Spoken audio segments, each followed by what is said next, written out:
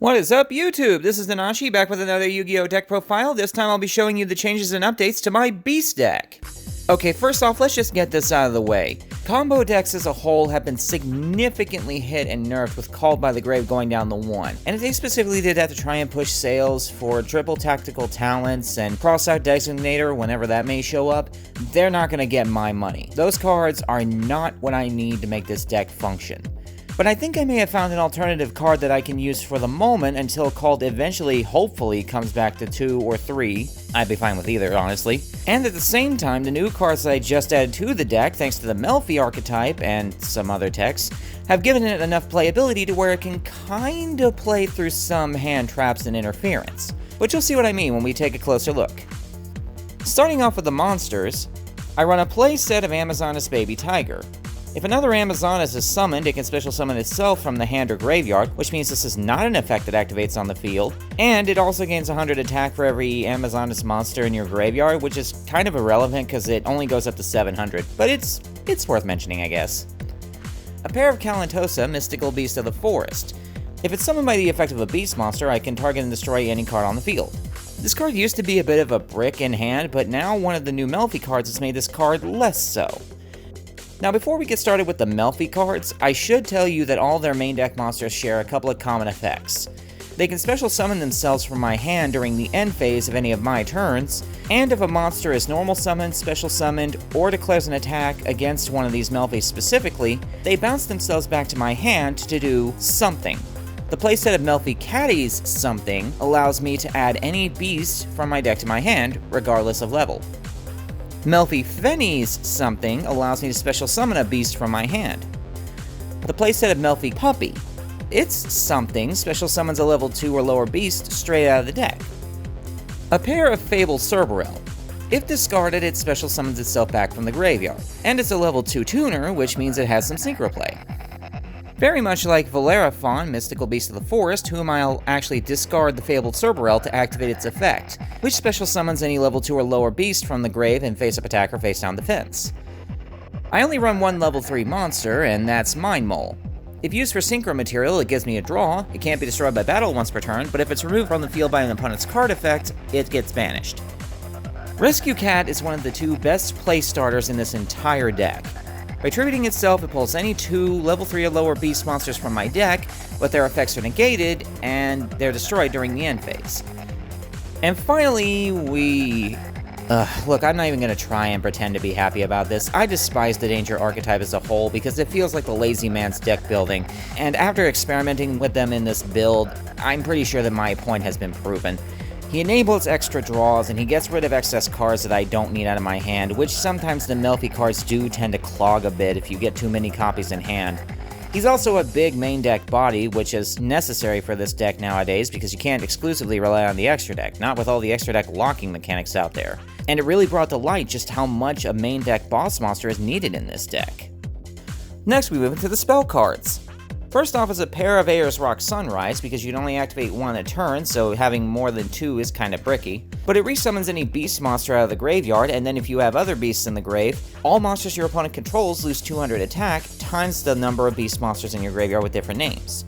It also counts other types, but with this being a beast-only deck, it's the only one worth mentioning. One Called by the Grave. Even with it only at 1, it's still worth playing, at least in my opinion, so I'm going to keep it. Especially since I found an alternate card that kinda works similarly.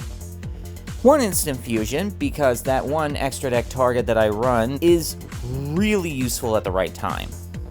One Melffy Hide and Seek. This is probably my favorite card out of their entire archetype because in addition to allowing every beast monster to avoid destruction by card effect once per turn, it also allows me to shuffle any 3 beasts in the graveyard with different names back into the deck to draw a card. One Monster Reborn, staple in all my decks. A playset of Obedience Schooled, the other and technically better play starter next to Rescue Cat. It special summons 3 level 2 or lower beast effect monsters from your deck with their effects negated, but they're destroyed during the end phase. But you can only activate it if you control no monsters, and you can't summon anything for the rest of the turn except for beast types. A pair of Prohibition. This isn't anything new or phenomenal, it's an old Gen 1 spell, but a lot of people have been teching around with it for a while as a means of alternate hand trap interference. By declaring any card name, the opponent cannot use any cards with those names. While this card has some interesting playability, it's clearly not as good or as flexible as called. One Raigeki, staple in nearly every deck I play, and a pair of Twin Twisters, which is now valid because I run Fabled Cerberell and Danger Bigfoot for as long as I have it. Now I only play one trap card, but it's a pair of Melffy Playhouse. This one's kind of fun. It detaches materials from Beast Xyz monsters you control, and bounces cards back to the opponent's hand equal to the number you detached, and then all Beast Xyz monsters you control gain 500 attack for every material you detach to activate this. Next we move into the side deck. I'm still running my standard play set each of Dark Ruler No More, Herald of the Abyss, Solemn Johnson, Solemn Strike, and Solemn Warning. And finally we finish up with the extra deck. First up is the single copy of Fusionist, which is my instant fusion target, and is mainly used to get Naturia Beast out on the field easier, as well as playing off of a specific Link monster. A pair of Fabled Unicorn, or at least I would have my pair if I could find my other copy. I think I sold it. While myself and my opponent have the same number of cards in hand, my opponent's activated cards and effects are automatically negated and destroyed. This has so much playability in Melffy now, that if you get it and any of your Melffy monsters on the field at the same time, you can kinda create a stun lock. And the funny thing is I'm actually playing Fabled Unicorn more than I'm playing my pair of Naturia Beast, who can negate any spell card by simply milling 2 cards off the top of the deck. Even though I play both Mind Mole and Fusionist to promote its play, it's just not as easy to summon as a level 4 monster is. Moving into the Xyz monsters, I run a playset of Melffy of the Forest. First off, I can detach a material to search any Melffy card from deck to hand, which is already amazing. But if a Melffy monster returns to my hand once per turn, then I can target an opponent's monster, permanently negate its effects, and make it so that it can never attack while it's on the field.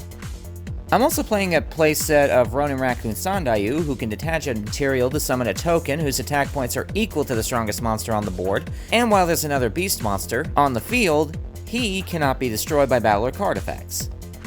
A single copy of Cross Sheep, which is the card I like to combo off of Fusionist. If a monster is special summoned to a zone it points to, depending on what varieties of monster card it points to, it gets a few different effects. The one I commonly use is the Fusion effect, which resummons any level 4 or lower monster from my graveyard, with its effects intact by the way, but I am also known to get the Synchro effect of boosting my monsters by 700, or the Xyz effect of reducing my opponent's monsters by 700. And the playset of Mrs. Radiant. Nowhere near as useful as she used to be, but she does give my Earth monsters a big boost, which is everyone except for the Fableds, and if she dies, I get to recover an Earth monster, which is, again, everything but the Fableds. And that is the deck. Though don't expect this build to stay the way it is for very long, because in the next set we got the Tri-Brigade archetype, which I'm going to try and get a bunch of pieces of. The Link 2 and the main deck 2-star, as well as Zoo King Alpha, are some of the greatest beast support I have ever seen in this game, and they need to be in this deck. In the meantime though, I do thank you guys for watching the deck profile video. If you can think of any ways that I can improve this all beast deck, feel free to let me know. In the meantime, this has been Anashi, signing out.